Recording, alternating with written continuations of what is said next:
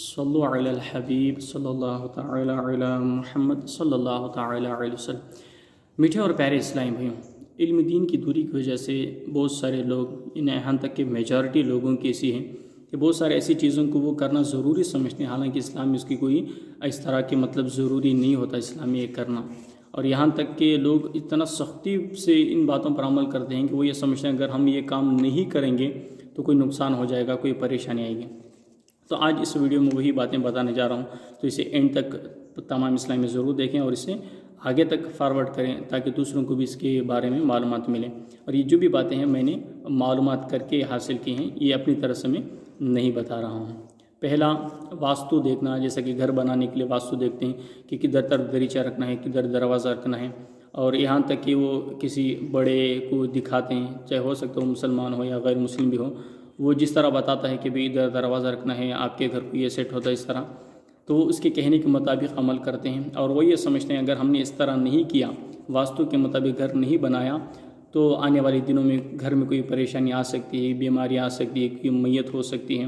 حالانکہ سب باتیں غلط ہوتی ہیں، اسلام میں کوئی اس کی حقیقت نہیں ہے۔ اپنا گھر ہے، جس طرح مرضی چاہے وہ بنا لیں، صرف ایک بات کا خیال رکھنا ہے کہ جو بیت الخلاء کا جو بیسن ہوتا ہے وہ اس طرح رکھنا ہے کہ اس پر بیٹھنے سے ہماری پیٹھ اور چہرہ قبلے کی طرف نہیں ہونا ہے۔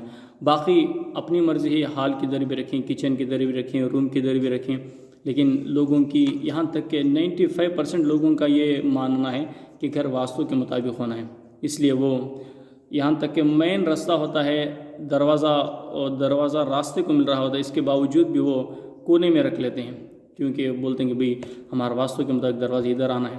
تو میٹھے اور پیارے اسلام ہیں، سب باتیں غلط ہیں۔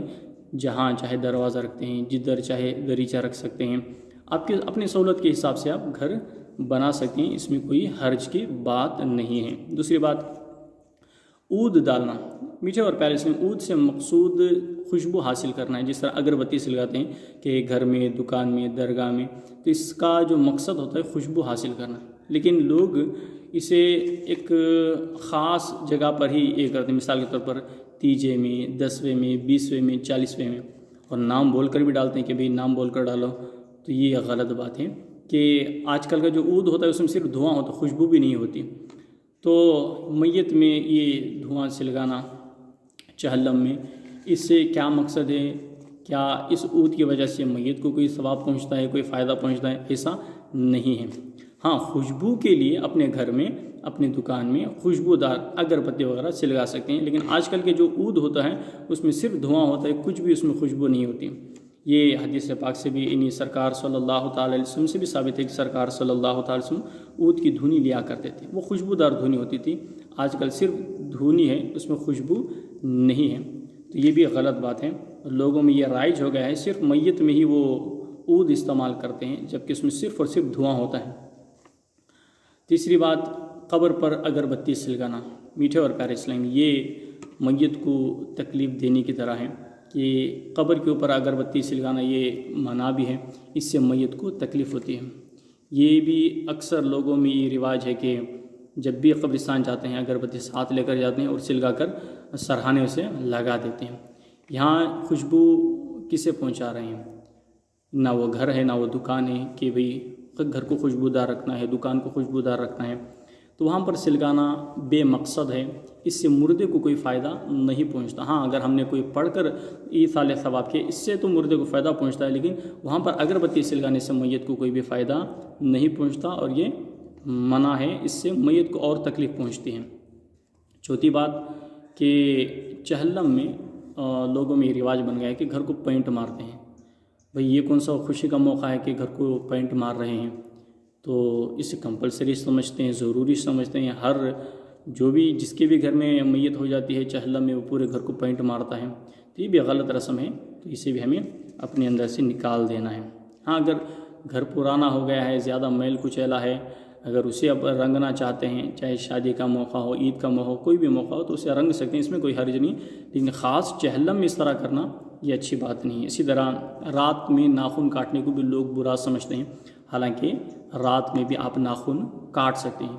مثال کے طور پر اگر آپ کے ناخن بڑھ گئے ہیں تو ضروری ہے کہ یاد آتے ہی فوراً کاٹ لیں. اب صبح کا انتظار نہ کریں کیونکہ نیکی میں دیری نہیں کرنی چاہیے، کیونکہ 40 دن سے زیادہ ناخن چھوڑنا یہ مکروہ تحریم ہے.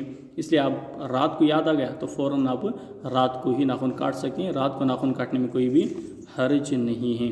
اسی طرح میت کے پیر کو قبلے کی رخ کرتے ہیں، اچھی بات ہے، رکھنا چاہیے. اس سے مقصد یہ ہے کہ اس کا چہرہ قبلے کی طرف ہوگا. لیکن چہرہ تو ہم ایسے چھوڑ دیتے ہیں کہ اس کا چہرہ آسمان کے رخ کی طرف ہوتا ہے، آسمان کی طرف ہوتا ہے، اور پیر اس کی قبلے کی طرف ہوتے ہیں. تو مردے کا اگر پیر قبلے کی طرف ہوا تو اس میں کوئی حرج کی بات نہیں، لیکن یہاں قبلے کا رخ کرنے کا مقصد یہ تھا کہ اس کا چہرہ قبلے کی طرف ہو جائے. تو اس کے سر کے نیچے کوئی تھکیا وغیرہ کوئی اونچی چیز رکھیں تاکہ اس کا چہرہ قبلے کی طرف ہو. لیکن سر تو ویسے چھوڑ دیتے ہیں لیکن پیر قبلے کی طرف کرتے ہیں. اور یہ کمپلسری بھی نہیں کہ قبلے کی طرف ہی کرنا، آپ میت کے پیر جدھر بھی کریں جائز ہے. آپ گھر کے سہولت کے حساب سے آپ جدھر بھی اس کے پیر کریں تو اس میں کوئی حرج نہیں کہ یہ قبلے کی طرف ہی کرنا یہ ضروری نہیں ہے.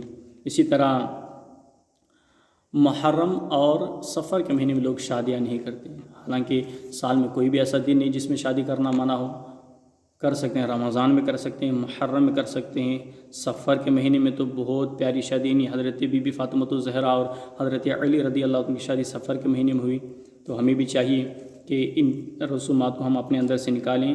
اور جس کی بھی ابھی تک شادی نہیں ہوئی، میرا ویڈیو دیکھنے والے کی ہو سکے تو آپ لوگوں کی ترغیب کی نیت سے اپنی شادی سفر میں رکھ لیں یا محرم میں رکھ لیں.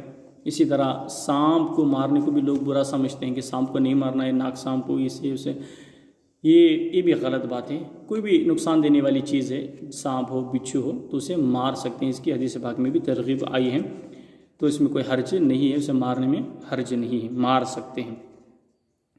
اور یہ سمجھنا کہ اسے ماریں گے تو ہمیں کوئی نقصان پہنچے گا یا نقصان پہنچائے گا، یہ غلط بات ہے، غلط عقیدہ ہے.